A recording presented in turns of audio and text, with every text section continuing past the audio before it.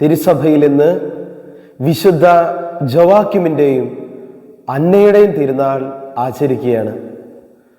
പരിശുദ്ധ കന്യാമറിയത്തിൻ്റെ മാതാപിതാക്കളാണ് വിശുദ്ധ ജോവാക്യമും അന്നായും.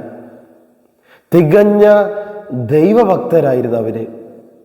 നമ്മൾ കരുതുന്നത് പരിശുദ്ധ അമ്മയ്ക്ക് ലഭിച്ച വിശ്വാസം, പരിശുദ്ധ അമ്മയിലുണ്ടായിരുന്നൊരു ധീരത, പരിശുദ്ധ അമ്മയിലുണ്ടായിരുന്ന പ്രാർത്ഥനാ ചൈതന്യം, ഇതെല്ലാം പരിശുദ്ധ അമ്മയുടെ മാതാപിതാക്കളിൽ നിന്നാണ്.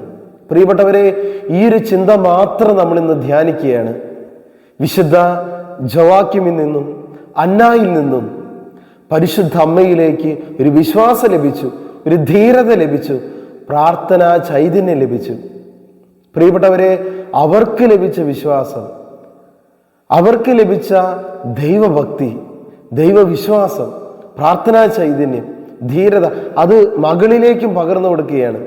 പ്രിയപ്പെട്ടവരെ, നമ്മൾ ഈ ലോകത്തിൽ ജീവിക്കുമ്പോൾ നമ്മളിലുള്ള വിശ്വാസം മറ്റുള്ളവർക്ക് കൂടി നമ്മൾ പറഞ്ഞു കൊടുക്കണം.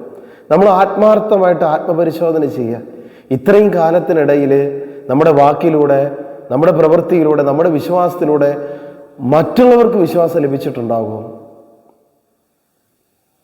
മറ്റുള്ളവർക്ക് നമ്മെ കാണുമ്പോൾ ഒരു വിശ്വാസത്തിൻ്റെ ഒരു ജ്വലനം ഉണ്ടാകുന്നുണ്ടോ? ഒരു ധീരത ഉണ്ടാകുന്നുണ്ടോ? പ്രാർത്ഥിക്കാൻ തോന്നുന്നുണ്ടോ? നമുക്ക് ആത്മപരിശോധന ചെയ്യാം.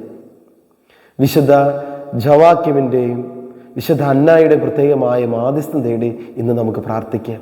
നമ്മളിലുള്ള വിശ്വാസം മറ്റുള്ളവർക്ക് കൂടി നമുക്ക് പകർന്നു കൊടുക്കാം. കണ്ടുമുട്ടുന്ന ഒരു വ്യക്തിക്കെങ്കിലും നമുക്ക് ഈശോയെ പകർന്നു കൊടുക്കാൻ ഒരു ദിവസം സാധിച്ചു കഴിഞ്ഞാൽ വലിയ കൃപയാണ്. നമുക്ക് പ്രാർത്ഥിക്കാം. നല്ല ഈശോയെ സന്ദേശം കേട്ടുകൊണ്ടിരിക്കുന്ന ഓരോ മക്കളെയും ആശീർവദിച്ച് അനുഗ്രഹിക്കണമേ. ഇന്നേ ദിനം, ഈ തിരുനാൾ ദിനം, വിശുദ്ധ ജോവാക്യമിൻ്റെയും വിശുദ്ധ അന്നായുടെയും പ്രത്യേകമായ മാധ്യസ്ഥം തേടി പ്രാർത്ഥിക്കുന്നു. ഞങ്ങൾക്കുള്ള വിശ്വാസം, ധീരത, പ്രാർത്ഥനാ ചൈതന്യം മറ്റുള്ളവർക്ക് കൂടി പകർന്നു കൊടുക്കാൻ ഞങ്ങൾക്ക് കൃപ നൽകണമേ. ഈ സന്ദേശം കേട്ടുകൊണ്ടിരിക്കുന്ന ഓരോ മക്കൾക്ക് അതിനുള്ള വലിയ അനുഗ്രഹം ഉണ്ടാകട്ടെ, ഇപ്പോഴും എപ്പോഴും എന്നേക്കും. ആമേൻ.